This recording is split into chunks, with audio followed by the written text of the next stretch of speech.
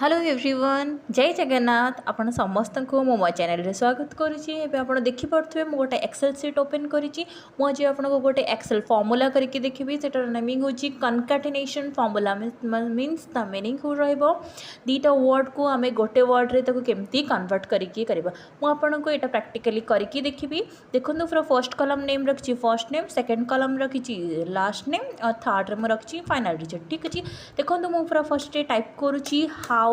then मु last name रे type करी एवर देन फाइनल डिजिट मु टाइप करुच्ची इक्वल देन देखो मु कनकैटिनेट टाइप करी या जदि CON करे तो ऑटोमेटिक आसि जाए देन आप देखो पूरा फर्स्ट A3 कलम उपरे A3 जो सेल मुझे क्लिक करी सेल क्लिक कली देन कमा देन मु आउ गोटे सेल उपरे जोटा हमर B3 अच्छी मुझे क्लिक करी देन ब्रैकेट क्लोज आप देखिपे आमर